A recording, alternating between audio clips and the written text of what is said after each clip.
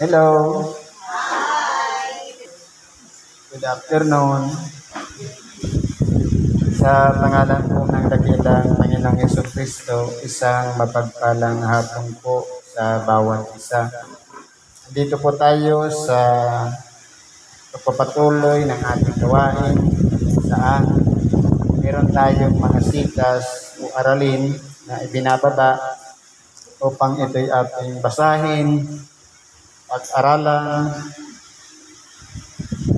at ito'y gamitin natin sa ating pang-araw-araw na pamumuhay.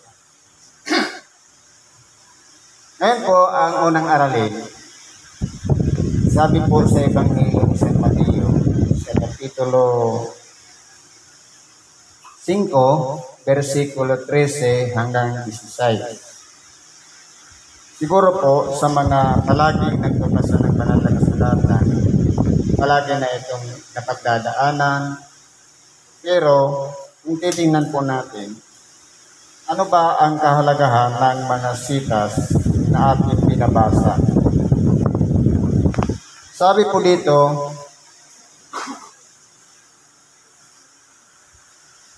ng ating dakilang Panginoon, tayo ang asin ng lupa.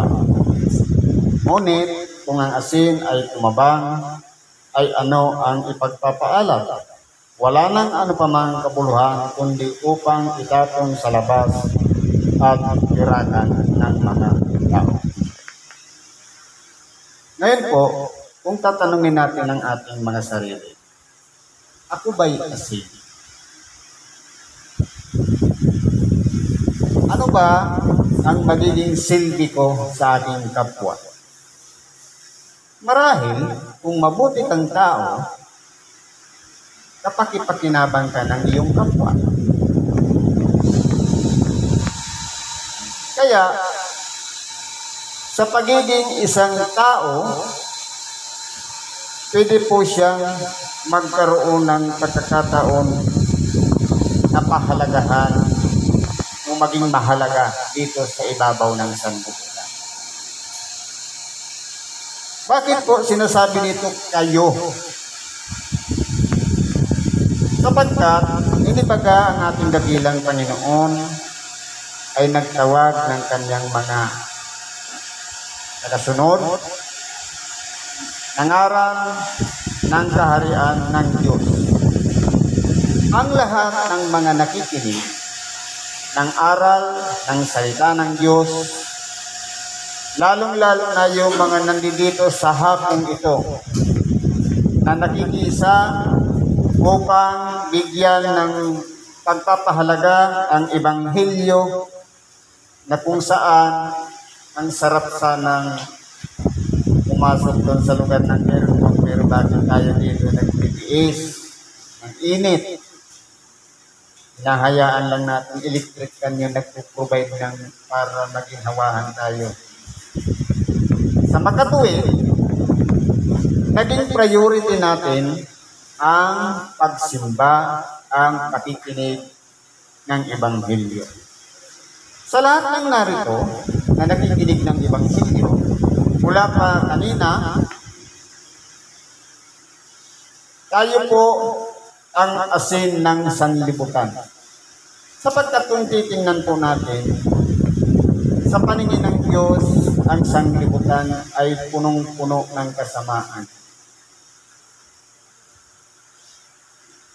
Maraming mga nagsikatan na mga artista, maraming mga pinasikat na mga pelikula, andyan pa yung cellphone at kung ano-ano pa mang pinagkakaabalahan ng tao. Na sa halin na pumunta sa simbahan para magsimba, ang ginagawa nila, puro pagliliwaliw. Puro paglilibang sa sarili sa paningin ng Diyos, walang lasa. Matabang sa paningin ng Diyos. At tayo namang tao na binibigyan ng pagkakataon, pahalagahan ang Ebanghelyo, nagsakripisyo tayo, hindi natin sinunod ang sarili nating kalooban, kundi nandito tayo sa loob ng templo. Ibig sabihin, tayo ngayon yung asin upang sa ganon, ang sanglibutan ito na walang halaga sa paningin ng Diyos.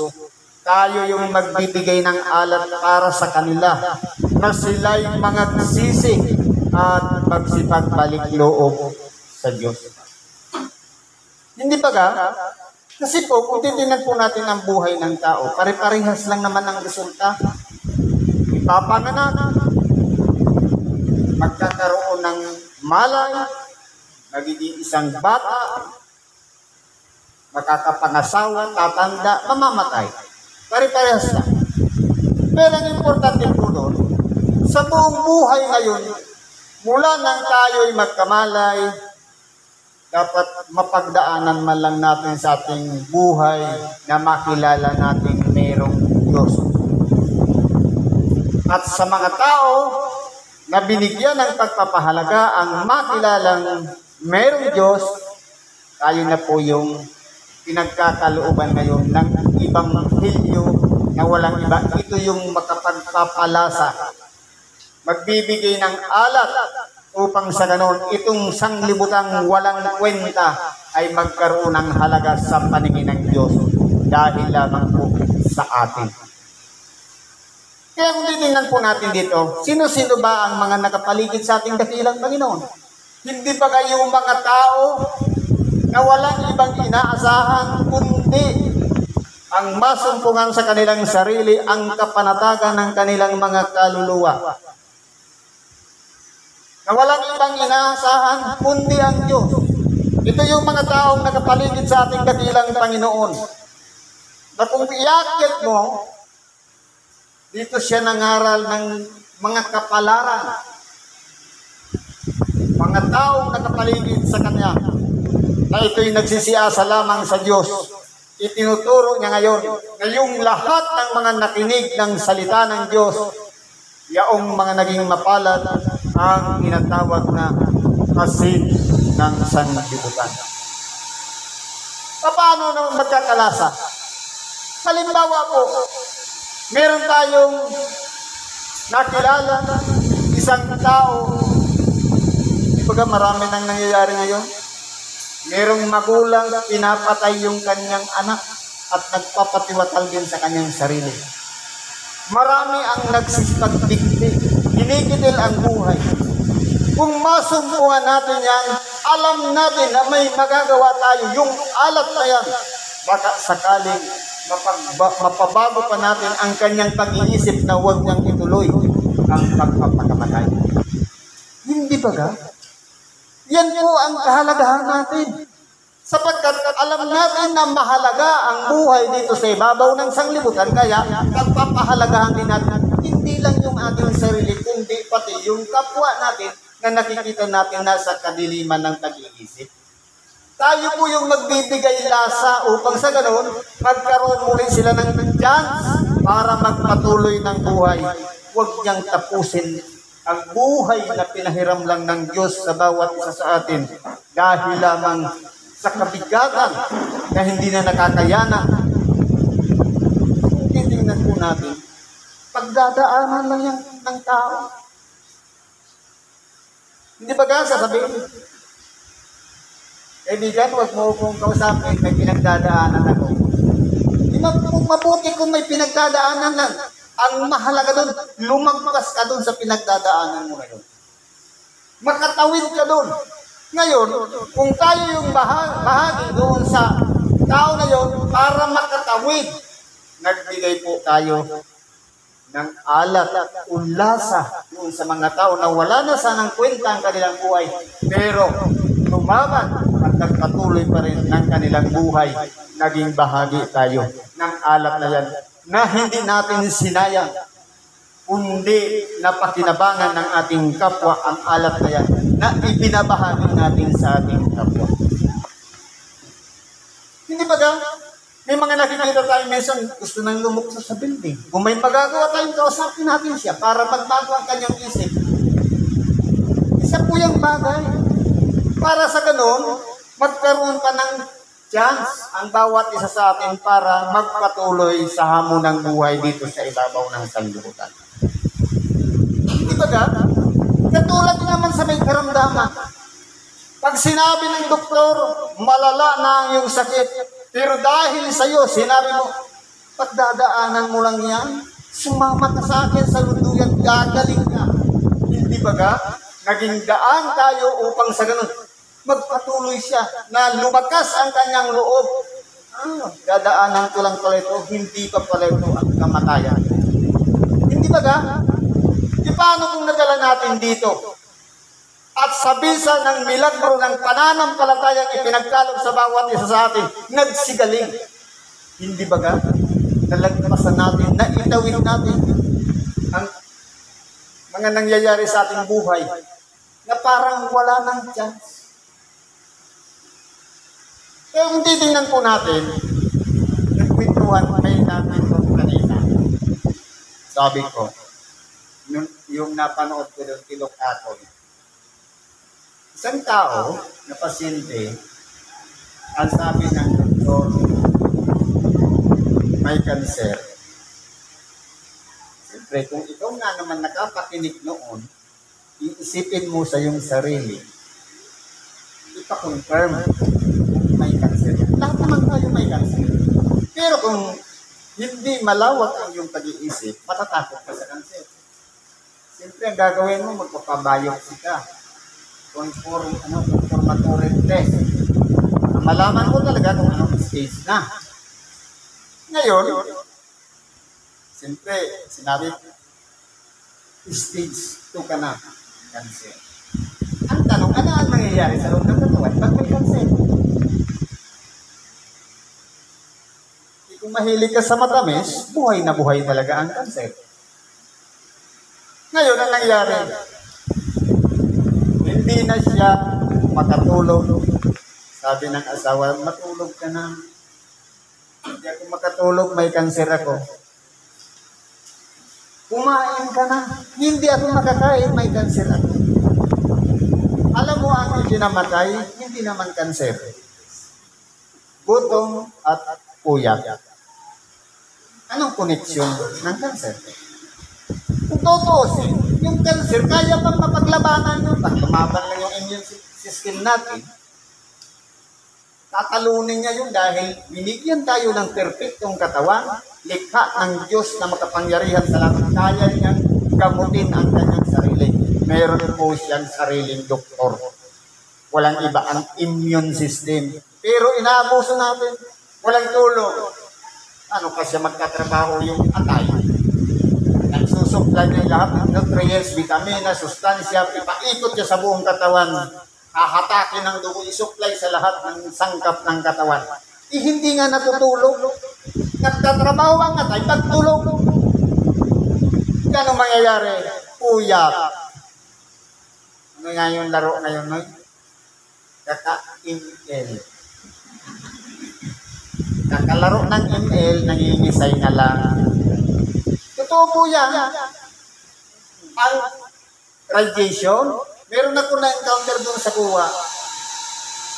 18 years old, stroke. Dahil sa ML. Naglalakad siya ganun. Hindi na napipigilan yung ganun. Kaka-cellphone yun, kaka-ML, stroke siya sa low blood. Kasi pagod na yung utak, wala pang tulog, naliligo pagka umaga. Dahil papasok sa eskwela. Senior high school. Ganon. Sabi ko sa kanya, saan mo na ginagamit ngayon ng cellphone mo? Ayoko na mag-email, kuya. Ano na lang ginagawa mo? Ninegosyo na lang. Ginagamit niya na lang, ka-order ng manok. Tapos, mahanap siya ng kakatay, i-deliver niya. Ganun ba ang ginagawa niya? Ayaw niya na talaga ng... Sabi ko, hinahantay ka ng kalaro mo. Ayaw na talaga. Tinutulak ko na ngayon siya pabalik doon, pero ayaw na. Ganun po para matuto. Kasi po, hindi ba ang mga anak, kapag sinaway mo, mas lalong nagpupursige. Tumitigas ang ulo. Itulak mo, tuloy papunta doon sa kanyang gusto niya. Kasi po, kapag iyan naka-experience ang isang bagay na pagsisisihan, sarili niya mismo ang magbabago. Hindi na tayo. Kasi po, magtatanda na. Kasi po, sabi nga, experience is the best teacher in our life. Ito po yan. Katulad sa bata, sabi mo, huwag mong hawakan yung apoy na yan, mainit yan. Ayaw maniwala. Nung mapasok, ay oo nga, mainit na. Hindi ba ka? Natututo tayo sa sarili nating experience. Kaya po, kung titingnan po natin dito, habang na tayo ay binibigyan ng buhay, mas lalo nating napapalalim ang pagkakakilanlan sa Diyos at ang pananahan niya sa ating mga puso. Bilang tayo mga tinawag na tagasunod ni Kristo, pahalagahan natin yung mapapakinabangan sa atin ng ating kapwa. Walang iba, ito na yung asin ng sanglibutan. Ibig sabihin, hindi lang sa barangay mo, hindi lang sa bayan mo o probinsya mo, pwede sa ibang lugar kasi sa sanlibutan. Kahit saan ka man kumaroon, may pakinabang ka sa iyong kapwa. Kaya nga tinatawag na asin ng sanglibutan, saan ka man kumaroon. Ang mga nakakasalamuha mo, na hindi man lang nagsisimba sa pamamagitan mo, baka sakaling magbago, madala mo sa simbahan, magkakaroon po sila ng lasa sa paningin ng Diyos. Kasi kung titingnan po ang isang lutuin, hindi ba kapag pinakuluan mo siya ng walang asin, walang lasa. Pero kapag nilagay mo yung asin, nanunuot yun pati doon sa mga nilaga. Hindi lang doon sa sabaw. Ibig sabihin, connected na yan sa bawat isa. Malay mo yung naturuan mo. Halimbawa, pasyente lang, dinala mo dito, tapos gumaling. Nung natuto din, siya na rin yung naging asin. Kaya po, ang asin, na malaking bagay po yan dito sa ibabaw ng sanglibutan, para nang sa ganon, magkaroon lahat ng lasa sa paningin ng Diyos tayong mga tao. Kaya, huwag nating sasayangin yung oras na nandito tayo, nakinig tayo ng Ebanghelyo. Malay mo sa pamamagitan natin na minsan lamang natin napakinggan ang salita ng Diyos. Pagkatapos pag-uwi natin, yung nakausap natin, naging asin din, nagkaroon din ng lasa. Lamang, dapat mayroon tayong gagawin. Bakit sabi dito? Hindi rin nga, kayo ang ilaw ng sanlibutan. Ang isang bayan na natatayo sa ibabaw ng isang bundok ay hindi maitatago. Ngayon, lingkod ka na ngayon ng Diyos. Ikaw ngayon ang ilawan na ng sanlibutan. Paano magliliwanag yun? Sa pamamagitan ng iyong ginagawa. Kung dati noon, ang bit-bit bubuti ng alat, ngayon, banal na kasulatan na nagliliwanag ka na sa iyong kapwa.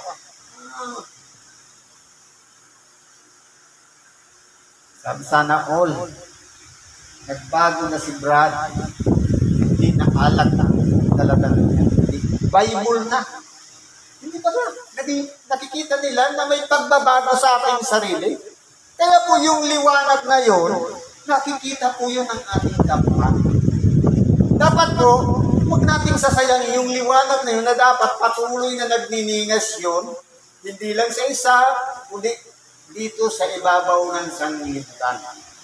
Kaya sabi, kayo ang ilaw ng sanglibutan. Saan man tayo maroon, gawin lang natin yung mabuti sa ating kapwa.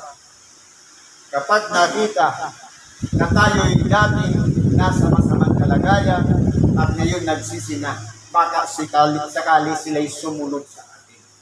Sa pamamagitan lamang ng pagpapakita natin ng kabutihan para sa kanila. Halimbawa dati noon, chismisan dito, chismisan doon, paninirang puri, at masamang kata, kung ano-ano lang ginagawa sa kapwa. Ngayon hindi na. Ikaw ngayon nakapigil na.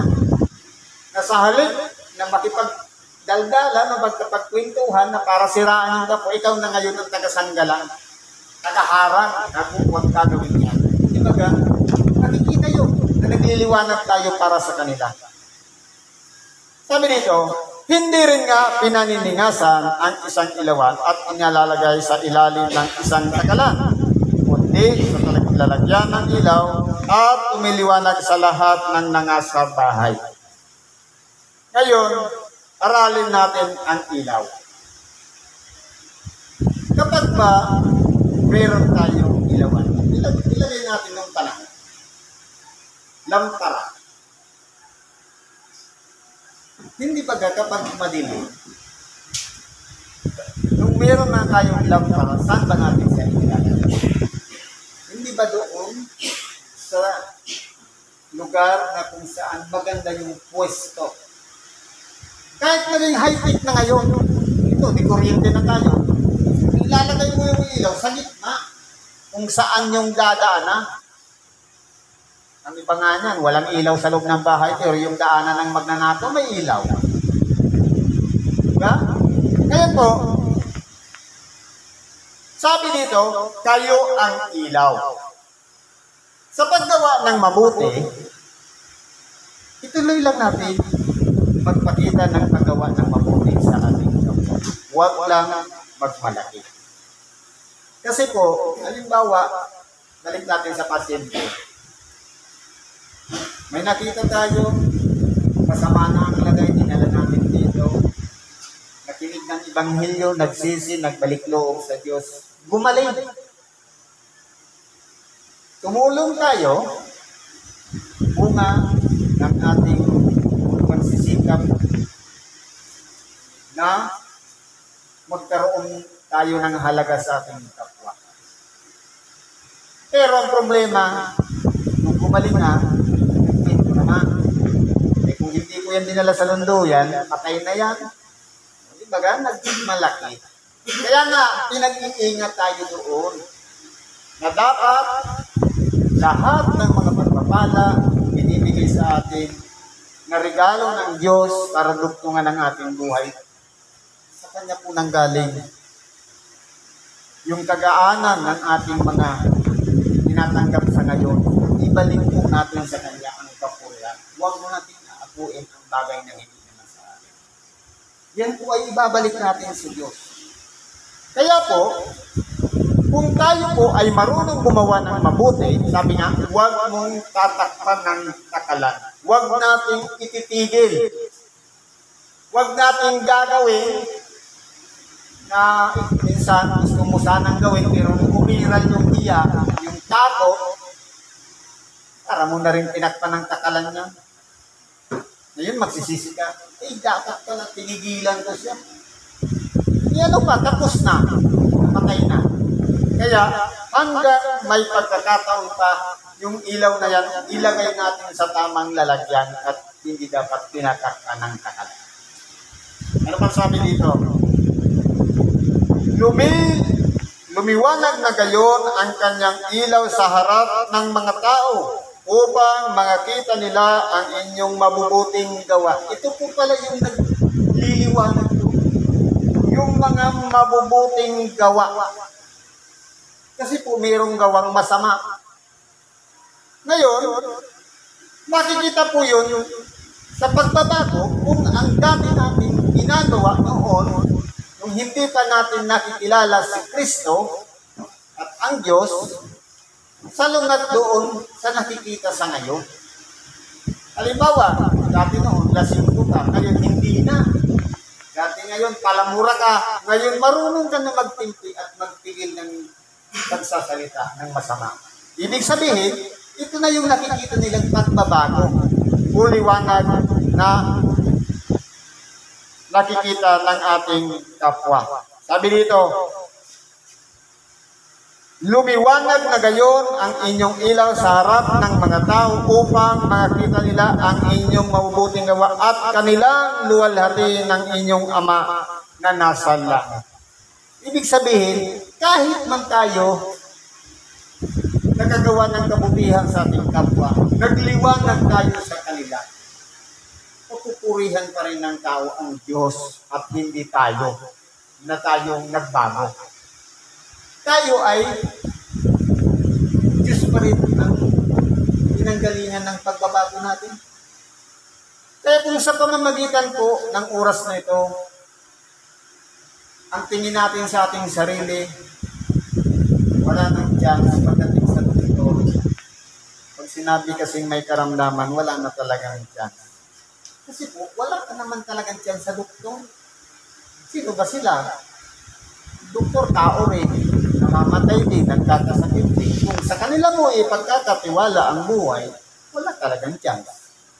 Pero kung sa Diyos natin ipagkakatiwala na siya ang nagbigay ng buhay, ng hininga ng buhay, na ating nilalanghap, yung oxygen na ating sinisinghot sa ngayon, yung pangangaral niya pa ng Ibanghilyo na nagbibigay ng kalakasan upang gamutin ang ating spiritual na karamdaman na walang iba. Minsan na napapagod na tayo, nawawala na tayo ng pag-asa. Pero sige lang, dahil kay Kristo tayo'y nananatili at nagpapatuloy sa hamon ng buhay. Kaya tayo'y nagtsatsaga na kahit mainit nandyan tayo para lamang tulungan ang ating karamdaman bumalik sa pangalan ng ating dakilang Panginoong Hesus. Kaya po kung titingnan po natin, lalawakan natin ang ating pag-iisip. Bakit ba ang tao nilalagnat? Tulad ang lagnat, response ng ating immune system upang sa ganon, malaman natin na meron pala siyang sariling doktor dyan sa ating kalusugan. Ito malaman. Ibig sabihin, may nakapasok na bakterya o mikrobyo na nilalabanan ng ating immune system. Kaya umaangat ngayon ang temperatura para patayin yung nakapasok dyan sa ating kalusugan. Bakit tayo sinisipon? Ang sipon ay mucus na kung saan kapag may bakteryang nakapasok sa ating ilong, babalutin niya upang sa ganon trabahuin ang baga hanggang sa iubo at mailuwa niya. Hindi ba ba? Kumpleto yung pagkakagawa ng tao. Kahit sa mekanismo niya, sa skeletal, kumpleto yan. Kayang dipinsahan ng ating sarili. Sa suntukan, tumatabingi na lang yan, pero bumabalik lang ang buto. Nababasag, pero humihilom muli. Kung ang sugat niya na hindi mo naman ginamot, pusang gumagaling, ibig sabihin, buo pa ang immune system mo para bumalik ka sa iyong karamdaman. Kaya ngayon, ang gagawin lang natin, ipagkakatiwala natin ang ating sarili sa Diyos, sapagkat siya po ang nagbigay buhay sa atin, siya rin po ang magturo ng ating buhay. Kailangan lang natin ipagkatiwala ang ating sarili sa Kanya. May basahin na po dito, i-relate natin sa may karamdaman. Sabi po sa Exodo 15:26.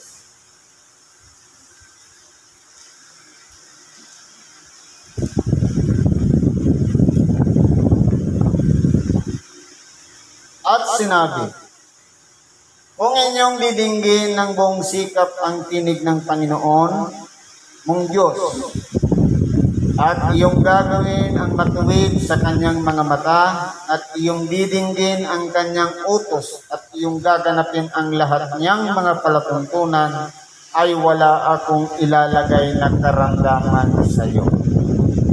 Ibig ko palang sabihin, ang karamdaman ipinagkaloob sa atin parusa dahil sa hindi pagsunod sa kalooban ng Diyos.